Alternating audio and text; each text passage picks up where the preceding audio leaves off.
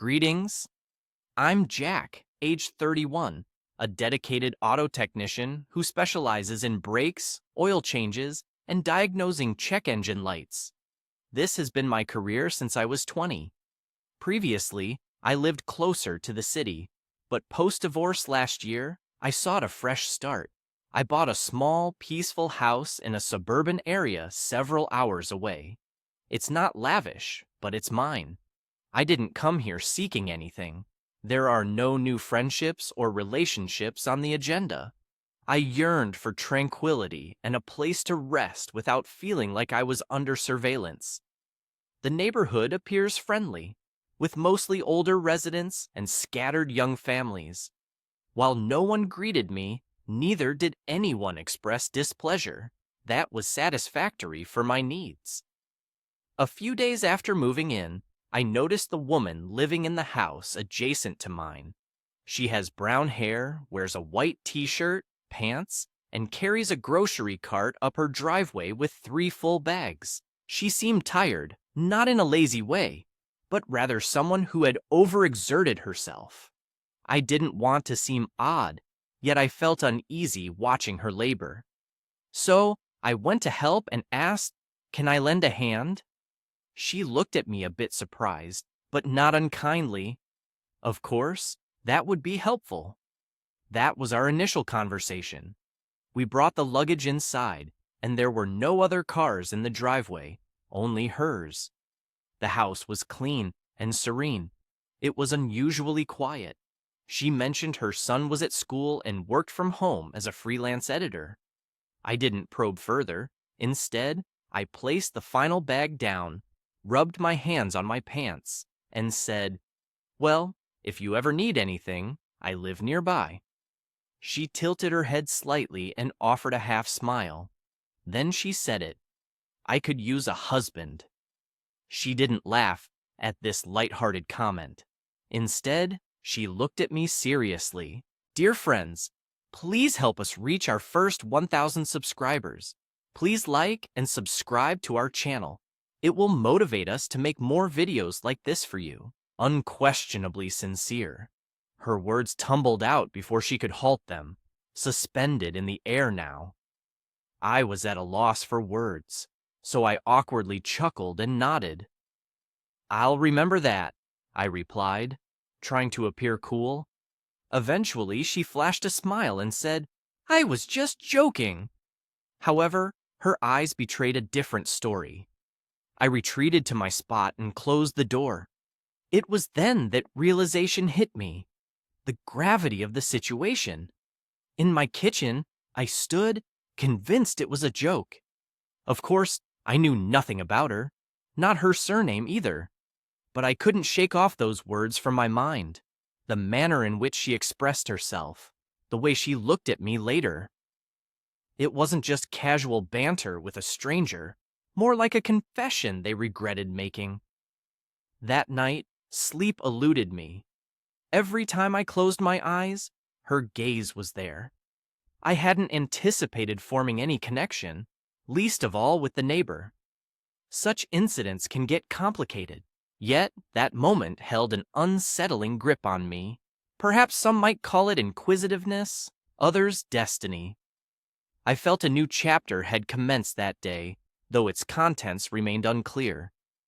The day following our brief encounter, I strove to maintain composure, confining myself indoors, occasionally tending to tools in the garage, adjusting bolts that didn't need it. Yet, every time I ventured outdoors, I found myself glancing towards her house, hoping for another glimpse of her. Alas, she was absent that day. The subsequent morning, however, I observed her watering the front yard, wearing a white t-shirt tucked into vintage denim shorts and sporting sunglasses. She waved at me, to which I reciprocated, our brief exchanges consisting of friendly greetings, casual comments on the weather ensued. At times, the silence in our neighborhood was deafening. Her subtle humor took a moment for me to grasp, the type that prompts second thoughts once she's gone. A few days passed, and I encountered her outside, fixing my 1992 Silverado. a 1992 Silverado with more character than many people. She approached me with hands tucked into her hoodie pockets. She commented, "You're always tinkering with that. Have you ever managed to fix it? Or is this just a pastime?" I returned a smile. "A blend of both," I replied. She leaned against the fence. "Good evening," she said. "I happen to have a leaking kitchen faucet." I offered casually, "I could give it a look." She agreed. "Go ahead." As she prepared to leave, she added playfully, "If it blows up, I'll pin the blame on you." Later that day, I found myself underneath her sink, swapping an old, neglected connector. She stood by, arms crossed, watching me with a tiny smile on her face. She mentioned that most men would have charged for this service. I wiped my hands and shrugged. Most men aren't trying to impress the neighbors. A spark lit up in her eyes. She merely suggested humor or something deeper when she commented, "Continue this way, and you'll earn a lifelong fan base." As I prepared to leave with my tools, she inquired, "Would you like some pies?" Seemingly carefree, she had baked too many the previous day. I hesitated. She observed. "They aren't poisonous," she reassured. "I'm merely worried about stopping at just one piece," she smiled. "Go ahead and indulge then." That night we congregated on her back porch, savoring slices of homemade apple pie and coffee from assorted mugs. Her son Lucas briefly appeared, a shy, reserved boy with a grave expression. "This is Jack Emily," she introduced me to him. "He's the one who silenced our screaming faucet." Lucas nodded once before returning indoors with his tablet. "He seldom speaks," she murmured gently.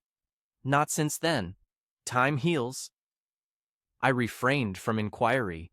It didn't seem appropriate. Nevertheless, the silence conveyed its message clearly. These brief instances continued for several weeks. She would leave leftovers on my doorstep. If I were currently mowing my lawn, I'd suggest doing hers too. Our conversation seemed ordinary as we chatted over the fence. It felt like the typical interaction between neighbors.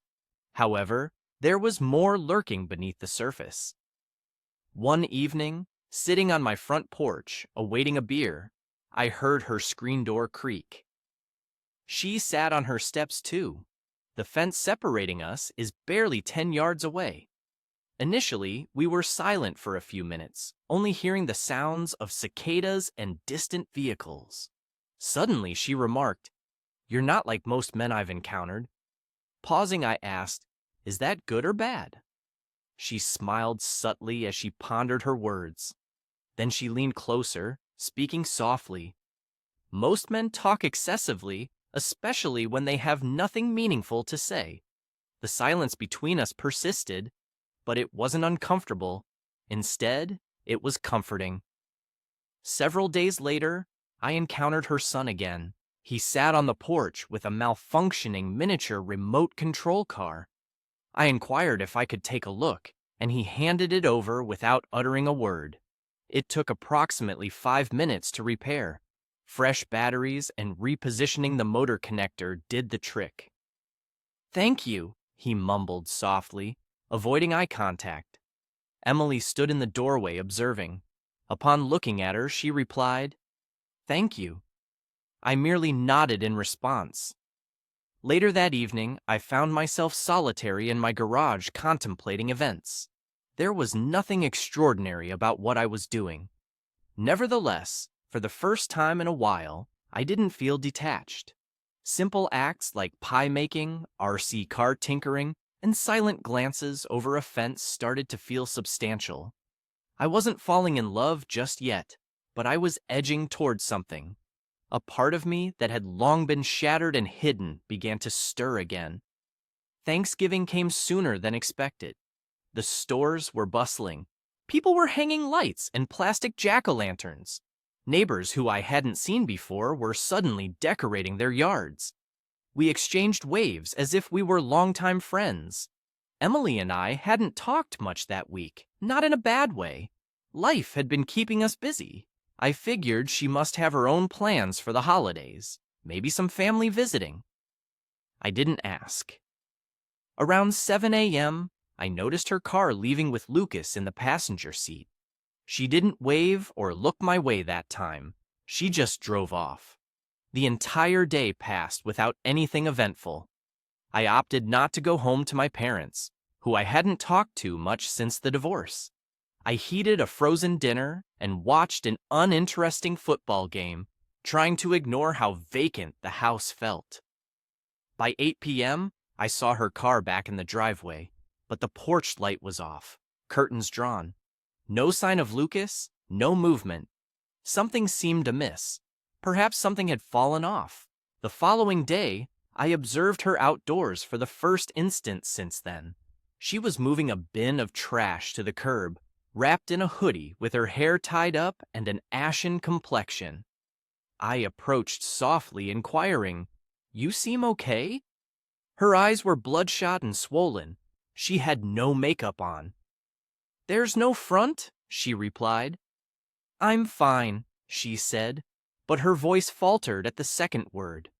I didn't press further, merely standing there for a moment, observing her struggle with each breath.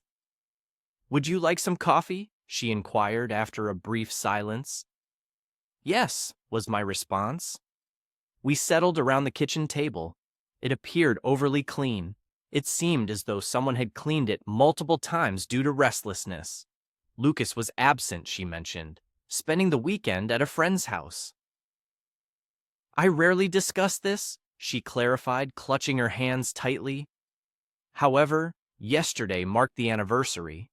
I remained silent, comprehending what she implied before she spoke it out loud. "My spouse passed away 3 years ago. On Thanksgiving, I didn't speak. Instead, I nodded." She continued, "It was sudden. A heart attack took his life. Unexpectedly, he fell to the floor while we were briefly folding laundry." She stared at her coffee, avoiding eye contact as she spoke. "Each year, I take Lucas to visit his grave and light candles, usually spending time in silence within my car. This time, I stayed still, refraining from offering condolences or platitudes. It was then that she said something unexpected, making me question if I could ever feel deeply again. Her calm demeanor belied the raw emotion in her eyes, and now I'm afraid because I think I might be starting to." I swallowed hard, holding back words that could have been comforting, humorous, or reassuring. Instead, I reached across the table and placed my hand over hers, maintaining silence and stillness. She murmured I wasn't pursuing any affection. I responded in kind. For the following hour, we remained silent in that kitchen, with only the refrigerator's hum and occasional creak of aged floorboards for company. It was the most intimate evening I've experienced in years. Our interactions were limited to a single hand touch. There were no passionate moments or swelling melodies encouraging a close approach. Instead, it was raw reality, shared pain, and mutual comprehension that filled the space. When I returned home, I extinguished every light, settling onto my couch in the dark, gazing at the ceiling. Something had changed. We hadn't discussed a partnership or made promises.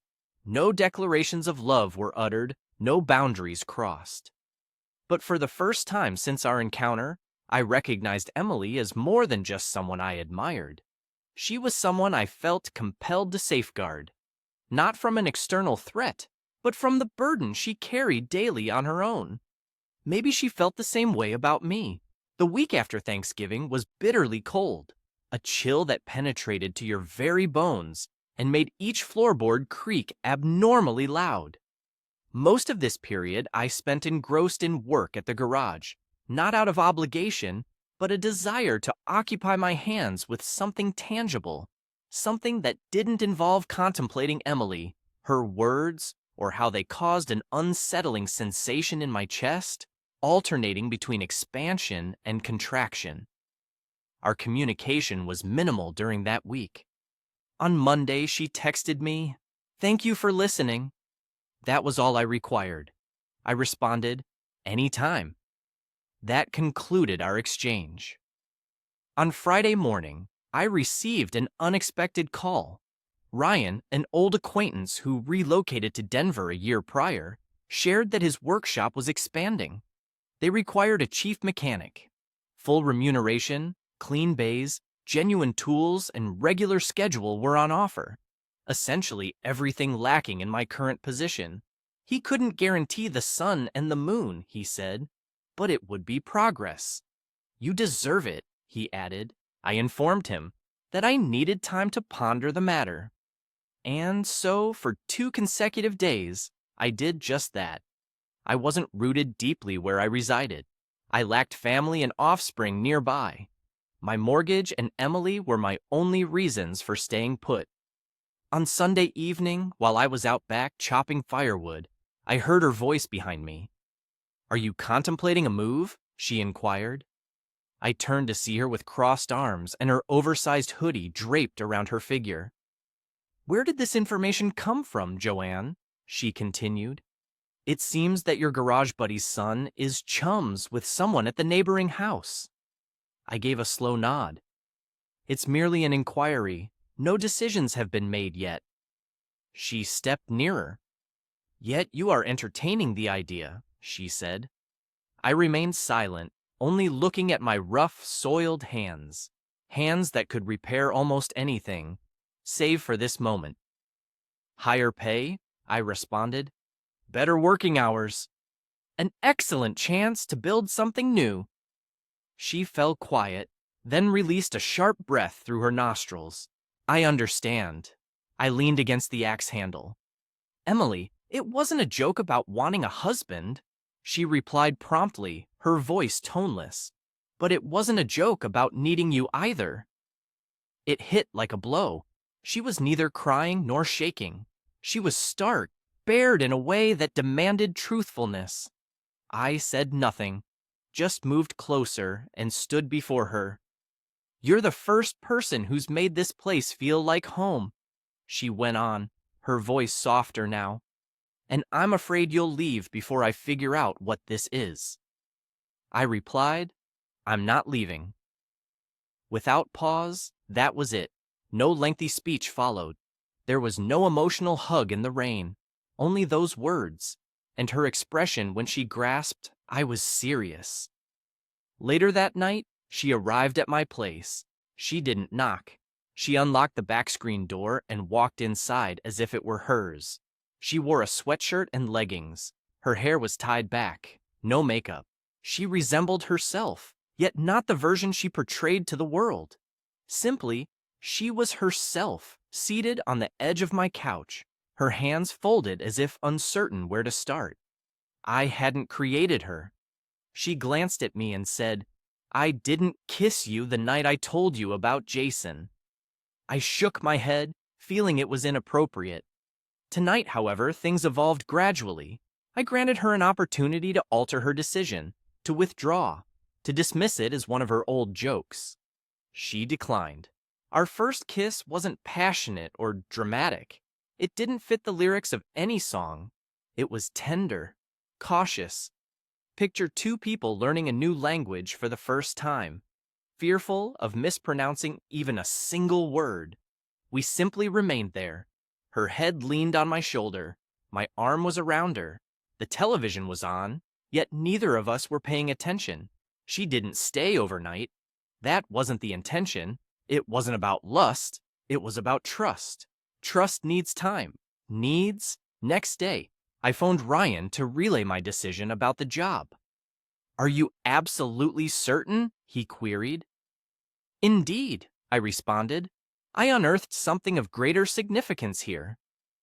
"You found a woman, didn't you?" he joked playfully. "Not exactly," I replied. "Something along those lines."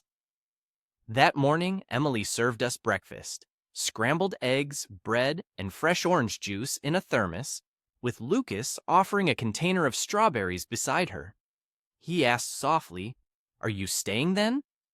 To which I replied affirmatively, "Yes, sweetie, I am here to stay. Lucas handed me the strawberries as if sealing a deal. No words were exchanged after that, no deep discussions about us. We understood without needing to express it. A year has passed since then. It's remarkable how swiftly that sounds when spoken out loud. But in the day-to-day living, life seems to change gradually, like water sculpting stone. By spring, Emily and I had established a rhythm. Before sunrise, I'd rise, sipping coffee on the back steps as the sun climbed over rooftops. Sometimes she'd appear, wrapped in a robe, her hair disheveled from sleep, silently sitting until Lucas stirred. On other occasions, she'd just wave from her kitchen window, half smiling while cooking breakfast. Initially, she didn't move in. We both decided against it, with no hurry or pressure. Yet, things began to shift slowly. A toothbrush appeared in my bathroom, her preferred tea in my cupboard, a basket of Lucas's socks near my laundry. Then, on a July Saturday morning, she casually mentioned it like it was the most ordinary thing. Would it be all right if we stayed here tonight? All three of us. That was the night they first slept together under my roof. Since then, they never left. Lucas and I found our own pace. Nothing felt forced. I had no intention to replace anyone. As Emily often worked late, I began picking him up from school.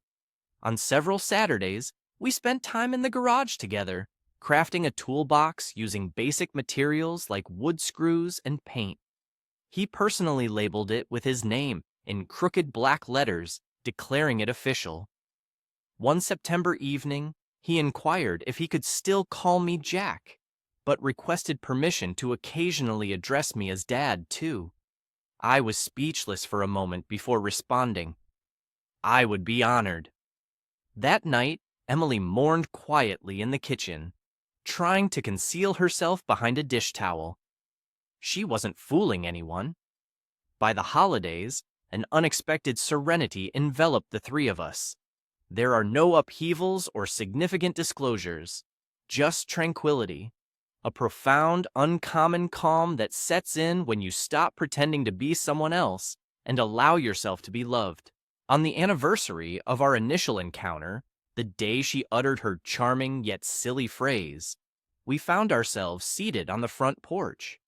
Emily had her feet propped up on a railing, sipping from a mug, while Lucas was indoors constructing a Lego monster he planned to unveil later.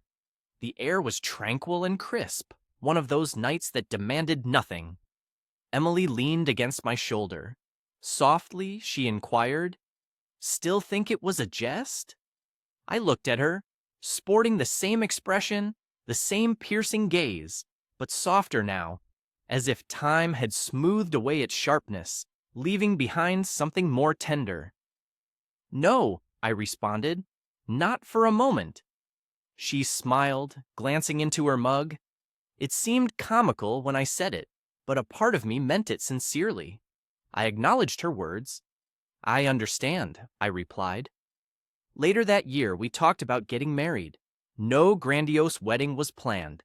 This wasn't a lavish affair, just the three of us. Perhaps your sister or my brother, standing in the park where Lucas first learned to ride his bike. We weren't hasty. We had already constructed the challenging components: trust, honesty, patience. The rest were merely embellishments.